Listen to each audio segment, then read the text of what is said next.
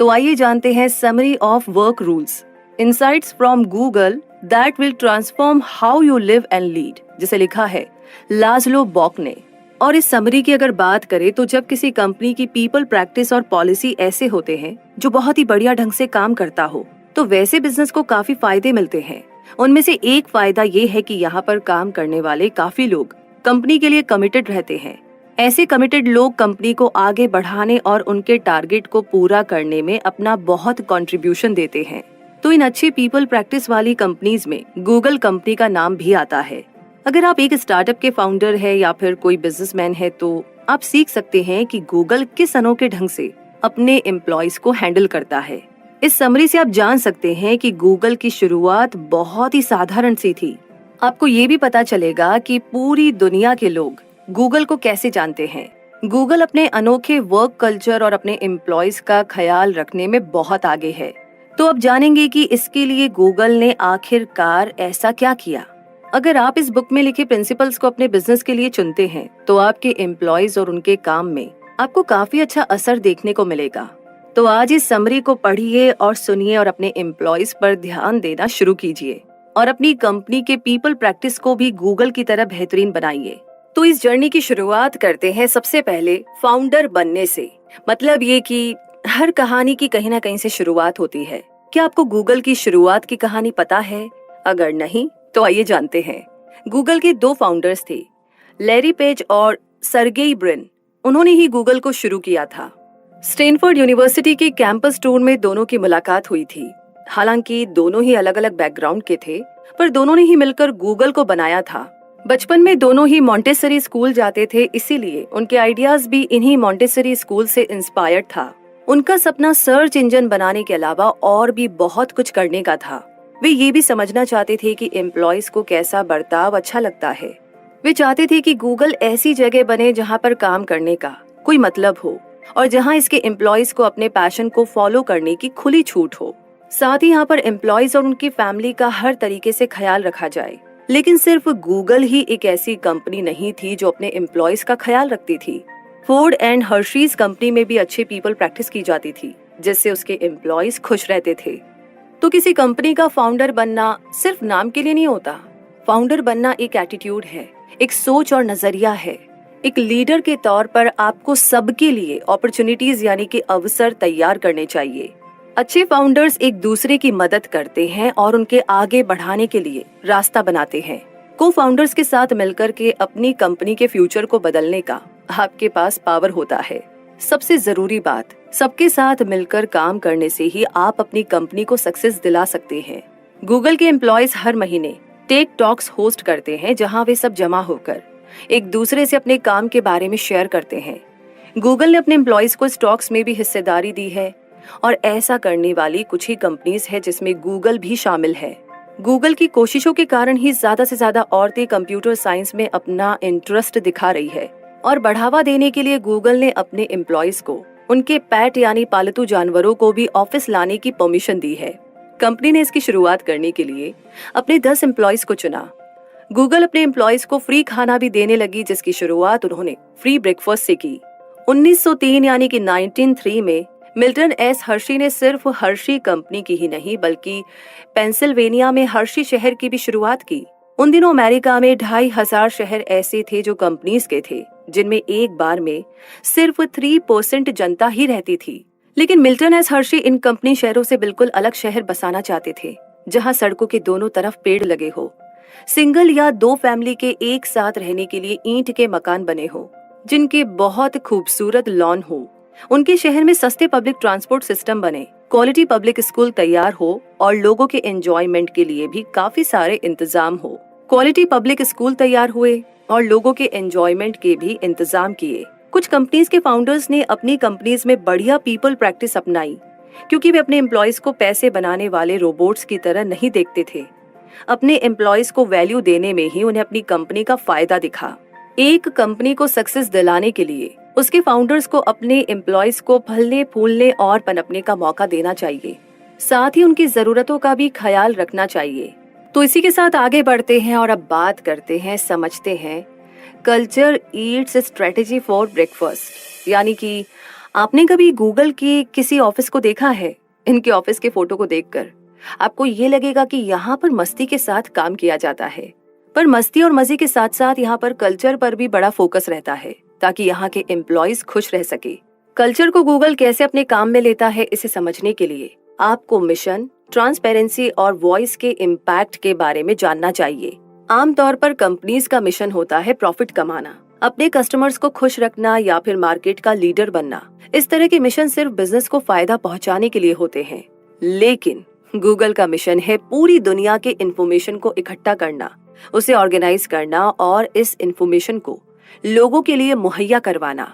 ये दिखाता है कि गूगल का गोल बिजनेस नहीं बल्कि दुनिया के लोगों की हेल्प करने से जुड़ा है। इससे इनके एम्प्लॉयज और भी बेहतर काम करने के लिए मोटिवेटेड होते हैं, क्योंकि उन्हें अपनी जॉब्स के मायने मिल जाते हैं। गूगल ने अपनी सारी इंफॉर्मेशन आर पार दिखने वाले एक शीशे की तरह ट्रांसपेरेंट रखी है। एक नई सॉफ्टवेयर टेक्नोलॉजी गूगल के सारे कोड को पहले ही दिन निकाल लेता है। गूगल के ट्रांसपेरेंट होने की वजह से उसके एम्प्लॉयज अपना काम और परफॉर्मेंस बेहतर कर पाते हैं। किस हद तक ट्रांसपेरेंट रहना है, इसका फैसला तो कंपनीज खुद लेती है, पर अगर आप अपने एम्प्लॉयज की कदर करते हैं तो आपको पूरी ट्रांसपेरेंसी रखनी चाहिए, खुली किताब की तरह। मतलब अपने एम्प्लॉयज और उनके अच्छे जजमेंट पर भरोसा रखना। आखिरी बात है वॉइस, जिसका मतलब है कि कंपनी को चलाने में उसके एम्प्लॉयज की राय, उनकी ओपिनियन को सुनना। एम्प्लॉयज जब अपनी राय रखते हैं तो कंपनीज अपने लिए बड़े और अच्छे डिसीजंस ले सकते हैं। इसलिए गोल्स के बजाय कल्चर को बढ़ाने में जोर देना चाहिए, ताकि आपके एम्प्लॉयज ईमानदारी से काम करे और कंपनी छोड़कर न जाए। हमेशा याद रखिए कि ब्रिलियंट और टैलेंटेड प्रोफेशनल वहीं पर काम करना पसंद करते हैं जहां उनके काम को मायने मिलते हैं और उनके कंट्रीब्यूशन से कंपनी को फायदा पहुंचता है। गूगल में काम करने वाले लोगों की गिनती हजारों में हो गई, पर कंपनी मिशन पर भरोसा होने के कारण वहां के एम्प्लॉयज एकजुट रहते और मिलकर काम करते थे। अपने मिशन को सच बनाने का एक एग्जाम्पल जो गूगल ने बनाया था वो था 2007 में बनाया गया गूगल स्ट्रीट। गूगल के फाउंडर लैरी पेज ने अपने एम्प्लॉयर से पूछा कि मैप में किसी भी जगह को ऊपर से देखने के बजाय क्यों ना ऐसे मैप बनाया जाए जिसमें कोई भी जगह वैसी दिखेगी जैसे हकीकत में दिखती है। अब गूगल स्ट्रीट व्यू की मदद से दुनिया के करोड़ों लोग इंटरनेट एक्सेस करते हुए हर इंटरेस्टिंग जगह को खुद देख सकते हैं। एग्जाम्पल के लिए आप घर बैठे ही पेरिस के आर्क दे ट्रायम्फ की खूबसूरती, माउंट एवरेस्ट के बेस कैंप का नजारा, गैलापागोस आइलैंड के सी एनिमल्स को देख सकते हैं। आप देख सकते हैं कि कैसे कोई शहर या समुदाय फैलता है और धीरे धीरे सब कुछ बदल जाता है। गूगल स्ट्रीट व्यू की मदद से गवर्नमेंट ये तय करती है कि कौन सी जगह किसी काम के लिए सेफ है और उनको अपने रिसोर्सेज को कहां-कहां लगाना चाहिए। गूगल के इस प्रोजेक्ट ने काफी लोगों की मदद की है। इसके अलावा गूगल स्ट्रीट की वजह से गूगल के एम्प्लॉयज भी अपनी कंपनी के साथ और भी ज्यादा इन्वॉल्व हो गए। कैसे? इस कदम ने गूगलर्स को बढ़िया काम करने की प्रेरणा दी और काम के साथ दूसरों की हेल्प करने का भी मौका दिया। तो अब हम अपनी जर्नी में थोड़ा और आगे बढ़ते हैं और बात करते हैं उस जगह के बारे में जिसका नाम है लेक वोबेगॉन। वो ख्याली जगह जहाँ पर सब नए काम करने वाले एवरेज से बढ़कर थे। अच्छा, एक बात बताइए, आप ये कैसे पक्का करेंगे कि आपके एम्प्लॉयज अपना काम सही ढंग से कर रहे हैं? क्या आप किसी भी जॉब के लिए सबसे बेहतर कैंडिडेट को हायर करते हैं या आप एवरेज लोगों को हायर करके उन्हें बेस्ट बनाने की ट्रेनिंग देते हैं? आपको अपनी कंपनी की हायरिंग और ट्रेनिंग प्रोसेस को रिव्यू करना चाहिए। इसके 3 कारण हैं। पहला है, अपने एम्प्लॉयज को एक अच्छी ट्रेनिंग देने में कुछ ही कंपनी सक्सेसफुल होती है। दूसरा, अगर कोई कंपनी की रिक्रूटिंग प्रोसेस अच्छी है तो शायद उनका प्रोसेस अलग और स्पेशल है, जिसकी वजह से वे बेस्ट में भी बेस्ट चुन पाते हैं। तीसरा है, नए कैंडिडेट्स को इंटरव्यू करने वाले लोग आमतौर पर इंटरव्यू लेने में अच्छे नहीं होते, तो कंपनीज के कुछ रिप्रेजेंटेटिव तो बायस्ड भी होते हैं। सिर्फ ट्रेनिंग देना ही एक एम्प्लॉय को बेहतर नहीं बना सकती, क्योंकि एक असरदार ट्रेनिंग प्रोग्राम बनाना नामुमकिन है। कुछ एक्सपर्ट्स का मानना है कि 90% बार कोई भी ट्रेनिंग एक एम्प्लॉय को लंबे समय के लिए बेहतर नहीं बना सकती।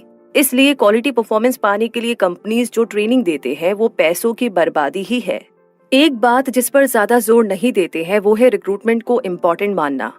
कंपनीज को खास टैलेंट वाले लोगों को हायर करने में ज्यादा पैसे लगाने चाहिए, लेकिन ये याद रखना चाहिए कि आपको बेहतरीन एम्प्लॉयज हायर करने में टाइम लगेगा। एक और तरीका है जिससे आप अच्छे लोग हायर कर सकते हैं। जब भी आप किसी ऐसे शख्स से मिले जो आपसे किसी न किसी मामले में बेहतर हो, उसे हायर कर लीजिए। इसके अलावा आपके मैनेजर्स भी ऐसे हो जो उन लोगों को आगे आने का मौका दे जो उनसे बेहतर हो। मैनेजर्स को हमेशा अनबायस्ड रहना चाहिए। कंपनी में कौन हायर होंगे ये फैसले सिर्फ इन मैनेजर्स के नहीं होने चाहिए। अब एक एग्जाम्पल देखते हैं जहां पर आप ऐसे शख्स को हायर कर सकते हैं जो आपसे बेहतर है। लाज़लो बॉक इस बुक के ऑथर है और गूगल के पीपल ऑपरेशंस के सीनियर वाइस प्रेसिडेंट भी है। जब भी हायरिंग की जाती है वे ऐसे कैंडिडेट को हायर करते हैं जो उनसे किसी न किसी मामले में बेहतर है। गूगल के diversity and youth education programmes के लीडर हैं नैन्सी ली। मिस्टर बॉक ने नैन्सी ली को हायर इसीलिए किया क्योंकि नैन्सी बहुत साफ और क्लियर नजरिया रखती थी और वो निडर भी थी। ये बातें बॉक को अच्छी लगी थी। केरन में पीपल डेवलपमेंट की वाइस प्रेसिडेंट थी और बॉक ने इन्हें इसीलिए हायर किया था क्योंकि उनका इमोशनल इंटेलिजेंस बॉक से ज्यादा था और वो एक समझदार काउंसलर थी। इस कंपनी के employ Sunil Chandra staffing and people services के वाइस प्रेसिडेंट है और इन्हें हायर इसीलिए किया गया क्योंकि बॉक को लगा कि सुनील उनसे ज्यादा डिसिप्लिन और गहरी सोच वाले शख्स थे। सुनील किसी भी प्रोसेस को यूजर्स के लिए सस्ती, अच्छी और फास्ट बना देते थे। लाज़लो ये भी नोट करते थे कि नैन्सी, केरन, सुनील और दूसरे टीम मेंबर से वे रोज क्या सीख सकते हैं। बॉक ने इन सब को हायर करने के लिए काफी टाइम लगाया। खास टैलेंट वाले कैंडिडेट को हायर करने के प्रोसेस में काफी टाइम लग जाता है। जो भी कैंडिडेट्स आते हैं उनमें से सिर्फ 10% ही टॉप परफॉर्मर होते हैं, इसलिए इन्हें चुनने के लिए बहुत सारे स्क्रीनिंग प्रोसेसेस और इंटरव्यू होने चाहिए। इनफैक्ट किसी भी इंडस्ट्री के जो भी टॉप परफॉर्मर्स होते हैं वो दूसरा जॉब नहीं ढूंढते हैं। वे तो जहां काम करते हैं वहीं अपने सक्सेस को एंजॉय करते हैं। कोई भी एक्सेप्शनल और खास टैलेंट को हायर करने में टाइम लग जाता है, पर उन जैसों के लिए वेट करना तो बनता है। और इसी के साथ आगे अगले चैप्टर की लाइन आपसे कहती है कि अपने अंदाजे पर भरोसा मत कीजिए। Don't trust your gut. क्या आप इस दावे पर यकीन रखते हैं कि एक इंटरव्यू के शुरू के 10 सेकंड्स में ही पता चल जाता है कि कैंडिडेट को हायर किया जाएगा या नहीं? अगर एक इंटरव्यू लेने वाला आपको शुरू में ही पसंद कर लेता है तो उसे आपकी और भी कई सारी बातें पसंद आ जाती है। उसी तरह अगर इंटरव्यू लेने वाला आपको पसंद नहीं करता है तो वो आपको रिजेक्ट करने के लिए बहाने ढूंढेगा। एक कैंडिडेट को सही तरीके से जांचने के बजाय ज्यादातर इंटरव्यू लेने वाले शुरू में ही अपना एक तरफा मन बना लेते हैं, जिसे कॉन्फर्मेशन बायस कहते हैं। हर किसी की अपनी खुद की सोच और धारणा होती है। जब एक इंटरव्यूअर इन्हीं सोच के आधार पर कैंडिडेट पर अपनी राय बना लेता है बिना उसे पूरा मौका दिए, यही कॉन्फर्मेशन बायस है। हालांकि काफी सारे तरीके हैं जिससे एक इंटरव्यू लेने वाले और एक कंपनी ओनर्स के कॉन्फर्मेशन बायस से बचा जा सकता है। पहला तो है कि कैंडिडेट की क्वालिटी के स्टैंडर्ड को बढ़ाइए। एक कैंडिडेट में आप क्या क्वालिटीज ढूंढ रहे हैं उसके बारे में अपनी सोच क्लियर रखें। हायर करने की स्पीड को बढ़ाने के लिए कैंडिडेट की क्वालिटी पर कोई भी समझौता ना करें। दूसरा है करियर साइट्स और प्रोफेशनल लिंक के द्वारा खुद ही कैंडिडेट्स ढूंढें। तीसरा है बिना कोई पक्ष लिए, बिना किसी के साइड लिए कैंडिडेट्स को आप टेस्ट कीजिए। कैंडिडेट्स को असेस और टेस्ट करने के बहुत सारे टेक्निक्स हैं। आप इन कैंडिडेट्स को उनके किए हुए काम का सैंपल मांगिए, उनके कॉग्निटिव टेस्ट लीजिए और फॉर्मल इनफॉर्मल इंटरव्यू लीजिए। स्टडीज से ये पता चला है कि एक ही तरीके के असेसमेंट करने के बजाय बहुत सारे असेसमेंट्स को मिलाकर कैंडिडेट्स का टेस्ट लेना बेहतर होता है। आखिर में इन कैंडिडेट्स को आपकी कंपनी ज्वाइन करने की वजह दीजिए, रीजन बताइए। आप यही चाहेंगे कि आपकी कंपनी के साथ उनका पहला एक्सपीरियंस बहुत ही यादगार रहे। गूगल से रिजेक्ट हुए 80% लोग अपने दोस्तों को गूगल में जॉब करने के लिए अप्लाई करने के लिए कहते हैं, तो फीडबैक देना भी बहुत जरूरी है। इसीलिए गूगल में इंटरव्यूअर कैंडिडेट के जवाबों को लिख लेते हैं ताकि वे अच्छे कैंडिडेट्स की पहचान कर सके। वैसे गूगल में इंटरव्यू लेने वालों में सिर्फ मैनेजर्स और एग्जीक्यूटिव्स नहीं होते हैं। टीम के पुराने एम्प्लॉयज भी कैंडिडेट्स का असेसमेंट लेते हैं। इसी से यकीन होता है कि गूगल अपनी कंपनी में बेस्ट लोग ही लेते हैं जिनमें टॉप परफॉर्मर बनने का पोटेंशियल होता है। 2011 में आर्च बिशप डेसमंड टूटू ने 80 साल पूरे करने पर अपने जन्मदिन पर भाषण देने के लिए दलाई लामा को इनवाइट किया था। दलाई लामा और आर्क बिशप टूटू दोनों को नोबेल पीस अवार्ड मिले थे। उनकी मीटिंग हिस्ट्री में एक इम्पोर्टेंट वाकया बनने वाली थी, लेकिन चाइनीज गवर्नमेंट ने बीच में आकर अफ्रीका की गवर्नमेंट को दलाई लामा को वीजा न देने के लिए मना लिया। दलाई लामा अब इस भाषण में शामिल नहीं हो सकते थे, जिससे आर्च बिशप टूटू को बहुत ही दुख हुआ। उस टाइम गूगल में नए आए गूगलर लॉरेन ग्रोव्स ने अपना पहला प्रोडक्ट गूगल हैंगआउट को लॉन्च किया था। लॉरेन ने दलाई लामा और आर्च बिशप के बीच गूगल हैंगआउट के द्वारा मीटिंग करवाई जिससे हजारों मील दूर होते हुए भी दोनों ने एक दूसरे से आमने सामने बात की। ये टेक्निक इस सेलिब्रेशन का हाईलाइट था और गूगल ने इसे न्यूयॉर्क टाइम्स में एडवर्टाइज किया। तो ये नए गूगलर लॉरेन की पहल थी, जिन्हें कंपनी को ज्वाइन करे हुए सिर्फ 5 दिन हुए थे। है ना कमाल की बात। वैसे एक और कमाल की बात है जिसके बारे में सोचना बनता है, और वो बात ये है कि सभी परफॉर्मेंस मैनेजमेंट क्यों नापसंद करते हैं और हमने इसके बारे में क्या किया। मतलब why everyone hates performance management and what we decided to do about it. आइए जानते हैं। हमारी पूरी जिंदगी हमें अपनी परफॉर्मेंस के बेसिस पर रेट किया जाता है। कंपनीज भी अपने एम्प्लॉयज की परफॉर्मेंस को रेट करती ही रहती है। इस परफॉर्मेंस को इवैल्यूएट करते रहना बहुत जरूरी होता है, क्योंकि इससे एम्प्लॉयज को पता चलता है कि क्या वे कंपनी के और खुद के पर्सनल गोल्स को हासिल कर रहे हैं या नहीं। इसके अलावा परफॉर्मेंस इवैल्यूएशन की मदद से कंपनी ये फैसला ले पाते हैं कि क्या वे किसी एम्प्लॉय की सैलरी को बढ़ाए या नहीं और उनको प्रमोशन दे या नहीं। ज्यादातर कंपनीज के परफॉर्मेंस मैनेजमेंट जिन पर परफॉर्मेंस असेसमेंट करने की जिम्मेदारी होती है, वे इस काम को काफी टाइम लगाते हैं और अपने एम्प्लॉयज को फीडबैक भी नहीं देते हैं, जिससे कि एम्प्लॉयज ना खुश होते हैं। कुछ मैनेजर्स अपनी सोच या फिर भेदभाव के कारण सही परफॉर्मेंस रेटिंग नहीं कर पाते, जिससे एम्प्लॉयज को महसूस होता है कि उनकी रेटिंग्स गलत है। क्या आपको जानना है कि गूगल ने इन चैलेंजेस का सामना कैसे किया और आप अपनी कंपनी में इसे कैसे अप्लाई कर सकते हैं? तो पहली बात तो ये है कि गोल्स को सही ढंग से सेट करें। सभी एम्प्लॉयज को इन गोल्स के बारे में बताइए और हर 3 महीने में लैरी पेज OKR यानी कि ऑब्जेक्टिव एंड की रिजल्ट को सेट करते हैं और सभी एम्प्लॉयज को अपने OKR से गूगल के OKR से मिलाना होता है। इसमें ऑब्जेक्टिव तो लंबे टाइम वाले गोल्स होते हैं, जबकि की रिजल्ट्स छोटे छोटे गोल्स होते हैं जिनकी हेल्प से आप उन ऑब्जेक्टिव्स को हासिल कर सकते हैं। गूगल में काम करने वालों के लिए जो वेबसाइट बनी है, उस इंटरनल साइट में एम्प्लॉयज इन OKR को देख सकते हैं ताकि वे खुद के और दूसरों के भी परफॉर्मेंस को ट्रैक कर सके। दूसरी बात यह है कि साथ काम करने वालों से फीडबैक लीजिए। सिर्फ मैनेजर से ही नहीं बल्कि टीम के दूसरे मेंबर्स से भी आप फीडबैक ले सकते हैं। टीम के सारे मेंबर्स को एक दूसरे की परफॉर्मेंस को रिव्यू करना चाहिए। तीसरी बात आती है, एक कैलिब्रेशन प्रोसेस रखनी चाहिए। इस कैलिब्रेशन प्रोसेस में मैनेजर्स को एक साथ बैठकर फैमिली और फ्रेंड्स सारे एम्प्लॉयज के रेटिंग्स पर विचार करना चाहिए। इससे बायस भी खत्म हो जाती है और परफॉर्मेंस मैनेजमेंट प्रोसेस भी बेहतर तरीके से काम करती है। और आखिर में एम्प्लॉयज के साथ परफॉर्मेंस रेटिंग की बात करते हुए रिवॉर्ड और डेवलपमेंट की बातों को अलग अलग ही रखिए। आमतौर पर गूगल के एनुअल परफॉर्मेंस रिव्यू नवंबर में होते हैं और उसके अगले महीने ही सैलरी के बारे में डिस्कशन होता है। ये इसीलिए क्योंकि गूगल का भरोसा है कि डेवलपमेंट और रिवॉर्ड एक दूसरे से बहुत अलग बातें हैं। और इसी के साथ बात करते हैं अगले चैप्टर की। सब कुछ मजेदार और आसान नहीं होता। कैसे? आइए जानते हैं। कोई भी ऑर्गेनाइजेशन या कंपनी परफेक्ट नहीं होती। कुछ न कुछ बातों में गलती तो हो ही जाती है, लेकिन जरूरी यह है कि कंपनी इन गलतियों से कैसे सीख लेती है और उसके नतीजों से, उसके रिजल्ट से कैसे डील करती है। क्या आप भी इस बात को मानते हैं? किसी और कंपनी की तरह ही गूगल ने भी अपने पीपल प्रैक्टिस में गलतियां की थी। गूगल के लिए चैलेंज ये था कि कैसे वो कंपनी की वैल्यू को बरकरार रखते हुए मुश्किल वक्त में भी अच्छा काम करे। अगर कंपनी में कोई गलती करता है, फिर चाहे वो मैनेजर हो या कोई दूसरा एम्प्लॉय, सबको उस गलती के बारे में पता होना चाहिए। इस तरह ट्रांसपेरेंट रहना बहुत जरूरी है। इससे सबको सिचुएशन के बारे में पता चलता है और ऐसी गलती दोबारा होने से बचा जा सकता है। दूसरी बात जो आपको हमेशा याद रखनी चाहिए, वो है अपने हिस्से या हक की चीजों को मना करना। कभी कभी कुछ मिलने पर आपको लगने लगता है कि आप ही सबसे डिजर्विंग शख्स है और आपके अलावा कोई उसके लायक ही नहीं है। ऐसा मन में आना बहुत ही नेचुरल सी बात है, पर इसे जिम्मेदारी और प्रैक्टिस के साथ दूर किया जा सकता है। कंपनी के एम्प्लॉयज को जब भी बेनिफिट दे, उनको जिम्मेदारी का एहसास भी करवाइए।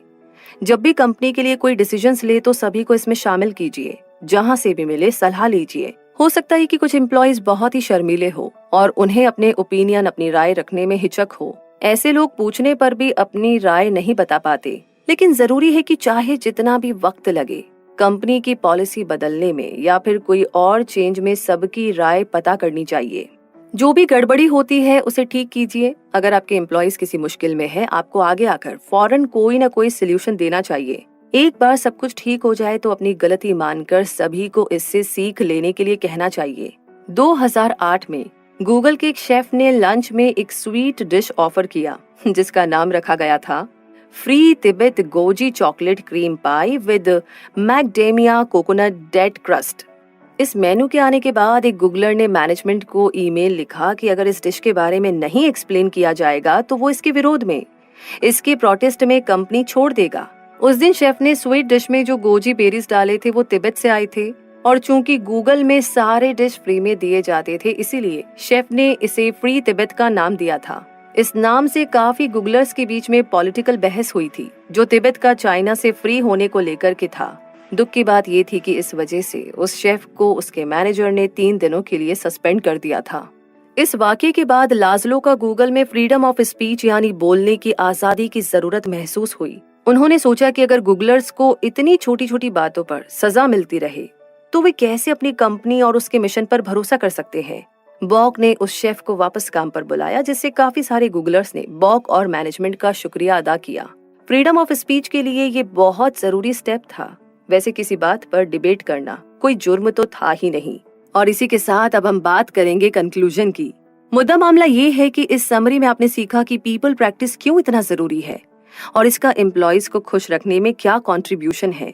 आपने ये सब गूगल कंपनी के एग्जाम्पल से सीखा। आपने जाना कि किसी कंपनी के फाउंडर होने के नाते लोगों को पनपने और आगे बढ़कर अपॉर्चुनिटीज देने की जरूरत होती है।